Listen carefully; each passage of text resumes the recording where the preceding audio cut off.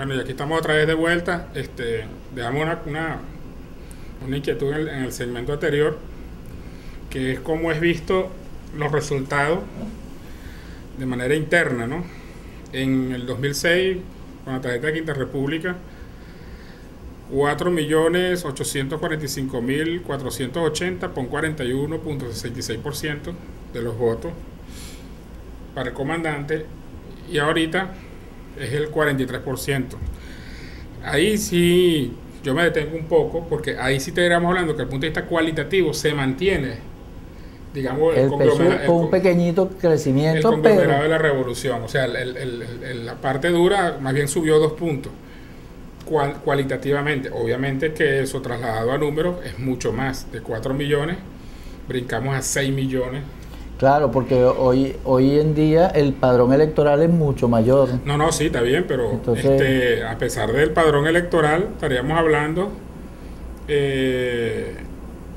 porque el padrón aquí en la ficha técnica que tengo yo acá, estaríamos hablando, la abstención fue del 25, no me habla del padrón aquí en esta página. Bueno, en todo caso, fueron casi 5 millones de los, o sea, 4.800.000 de los 7.300.000, el 41%. Aquí también se repite cualitativamente en el mismo orden. Lo que sí cambiaron fueron que en aquel entonces la segunda tarjeta que le aportó más votos fue Podemos, seguido por PPT y Partido Comunista, luego vino MEP y así sucesivamente. El Partido Comunista creció esta vez. Entonces ahorita el Partido Comunista se fortaleció, de hecho sacó un poco más de votos, pero aquí sí me llama la atención profundamente una cuestión. En vista de que fueron 6 millones contra 8 millones, ¿okay?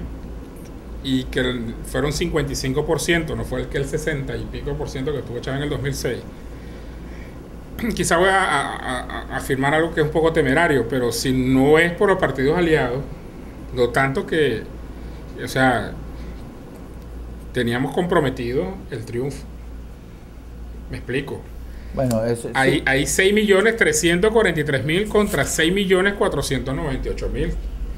De haberse lanzado en solitario con el PSUV, era comprometido la victoria de él. No, pero fíjate que la relación tendrías que hacerla, si queremos hacer ese tipo de análisis, tendrías que hacer la relación también partido a partido. Fíjate que hay un elemento dentro de los 6 millones de la oposición que todavía es más, fíjate, está más diluido. 2.162.152, el 14,68%, en la tarjeta Unidad. Y eso le da a ellos un mensaje. Ya pudiéramos más o menos tocar ese punto. Yo lo que me refería era la importancia que tienen los partidos aliados. Claro, son sumamente importantes. Un factor decisivo, si lo podemos decir, porque no tanto otorgan los números que nos hacían falta para la victoria, sino que aportan a su vez la diferencia numérica que nos dan las ventajas. O sea, sacando la cuenta, pues. Porque nos aportó los 100.000 votos que nos hacían falta para lograr la victoria, más casi los 2 millones de votos, claro, para la brecha. Ahora, sí, por eso, pero yo te decía compararlo con esto de igual manera, porque no es con la totalidad, porque fíjate, aquí por ejemplo, Primero Justicia es el que tiene más o menos una cantidad de votos parecida a nuestros partidos aliados. A nuestro partido aliado en cuanto al número. Sí, a la cantidad, pues. 1.813.000 tiene Primero Justicia y 1.700.000 y tantos tiene, o sea que es más o menos la misma cantidad. Ahora, esos análisis son como más profundos, más traídos, porque es complicado, es difícil decir, bueno, esto fue lo que nos dio la victoria. Quizás es un poco, es difícil. Es difícil decirlo. Solamente lo pongo claro, yo te entiendo y comparto contigo quizás la idea, ¿no? Que los partidos aliados, pero también habría que ver, porque fíjate, habría que ver ¿qué fue, cómo fue y qué tanto efecto tuvo el 1×10? Por ejemplo, que es un elemento del PSUV. Habría que estudiarlo. Bueno, lo que pasa es que a esto yo lo quería solamente, porque yo parto del análisis digamos, de dos sectores. Está el sector propiamente PSUV y está el sector del Gran Polo, que ahí es donde se agrupan los partidos aliados y los colectivos, etcétera, etcétera. Entonces, digamos que ese sector del Gran Polo patriótico fue el que aportó los votos que fueron necesarios para la victoria, aunque porcentualmente esta vez dependimos menos de esa opción, que ahí es donde yo quiero que hablemos sin pelos en la lengua de una matriz que para mí fue un elemento de contrapropaganda dentro de la misma campaña desde el punto de vista interno, que es el fulano descontento por Chávez de los mismos chavistas. O sea, el mismo presidente, el mismo presidente dijo que donde existía, digamos, alguna especie de fricción desde el punto de vista interno, tenías una terna de partidos en la cual podían drenar ese descontento sin ser contrario, ¿okay?, a la voluntad de votar por Chávez. Por el comandante. Claro, entonces lo que digo yo es lo siguiente. Yo pienso que, partiendo de lo que tú decías en el segmento anterior, se magnificó ese supuesto quiebra a lo interno, que no fue tal. O sea, a mi punto de vista no fue tal. Porque si a la ver vamos, entonces yo pudiera decir que el quiebre a lo interno cuando existía la tarjeta era peor. Porque en el 2006 sí se ve una diferencia sustancial. Podemos sacó 700.000 votos. ¿Ok? Y aquí el partido que le sigue fueron 400.000. O sea que la gente sigue la misma línea del PSUV. O sea, 500.000 más bien el PSUV creció. O sea que sí, el PSUV yo lo que trato de decirte es lo siguiente: la contrarrevolución trató de trabajar en función a que existía un quiebre dentro de las filas del chavismo, y es falso, pues. Y a mí también me parece que hay una subestimación que muchos integrantes, incluso del mismo PSUV, hacen de vez en cuando. Es el liderazgo que tiene todavía el comandante Chávez.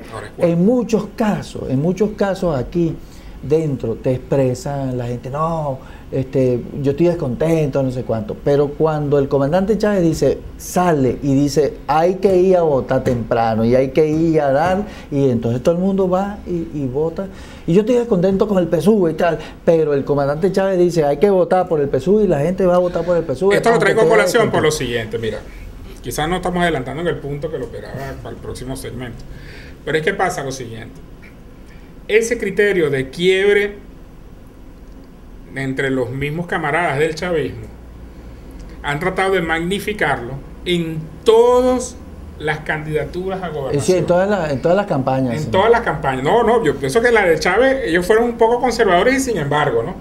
Ellos dijeron, no, nada, hay un quiebre y mentira. O sea, yo lo veo así, me disculpen, ¿no? Sí, no. O sea, 6 millones de votos contra 4 millones de votos. Sí, o sea, 4.800.000, pues, para ser justo en la apreciación, contra 6.300.000, mira, numéricamente, a mí me está diciendo que más bien el comandante dentro de la tarjeta del PSUV está fortalecido. Sí. Ahora, 43,09%. Ahora, yo voy al otro análisis. Si bien es cierto que por lo menos en el caso nuestro se comprometió por lo menos la candidatura en el estado Mérida, ¿ok? Yo lo admito, bueno, habrá que estudiar ese caso. No puedo ahorita sacar, digamos, un análisis.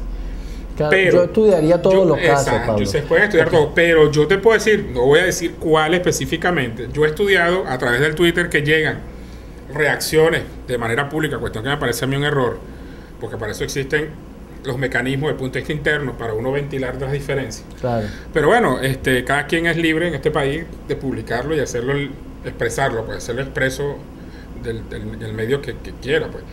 Entonces ellos han expresado que ahora sí, porque yo no quiero a fulano o a fulana en tal gobernación, que yo no voy a hacer campaña, eso ha sido una matriz, a mi criterio, alimentada por la contrarrevolución y factores en pugna dentro a lo interno del... Sí, y algunos factores que no digamos que son contrarrevolucionarios, pero sí están buscando sus propios intereses. Y es válido, jugando es válido. Pero lo que pasa es que no me parece es la forma. Claro. ¿Okay? Ellos deberían de reivindicarse, digamos, de otra forma. Pero entonces, lo que yo cuando yo agarré varios casos, mira, me doy cuenta que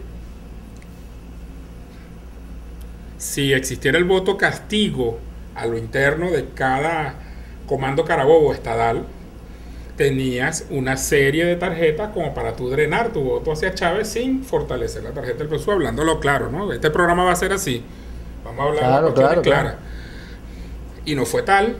No fue tal. O sea, la tarjeta del PSUV salió fortalecida. Por eso a mí me gustaría hacer un análisis, pero profundo, no tan superficial, porque ahí hay unos elementos, ahí hay muchos elementos que hay que tomar en cuenta. Claro, hay un porcentaje que por supuesto hay que tomar en cuenta. O sea, varía dependiendo del estado, obviamente, pero ejemplo, 100.000 personas que te estén drenando más allá de la militancia en esa tarjeta, son 100.000 personas, 200.000 personas o las que fueren, que hay que tomarlas en cuenta y saber por qué es el descontento, ¿ok? Estamos de acuerdo en ese aspecto. Y otra lectura que yo hago, si los votos capriles no son los votos capriles, son unos votos que están manifestando algún tipo de descontento o desacuerdo con la política de la revolución, de la misma manera entiendo yo que en los estados se está manifestando bajo el mismo tenor, y entonces habrá que escuchar cuál es el descontento, o sea, el por qué el descontento, o sea, porque hay que hacer perfectible, digamos, la gestión, ¿no? Entonces, son los elementos que por lo menos yo lo saco a colación ahorita. Yo lo digo para aquellos camaradas que todavía yo entiendo. Roy Chatterton decía en estos días, y no, mejor no lo pude explicar. Muchas veces apartamos a un buen líder dentro de su ámbito natural por un mal ministro o un mal gobernador o un mal director de un ente público o etcétera. Sí, había un libro hace años que se llamaba El Principio de Peter, entonces que decía que a veces no éramos en el siguiente, lo que nosotros pensamos que es el siguiente escalón, entonces no éramos perdimos un buen alcalde y ganamos un mal gobernador, por ejemplo. Exactamente.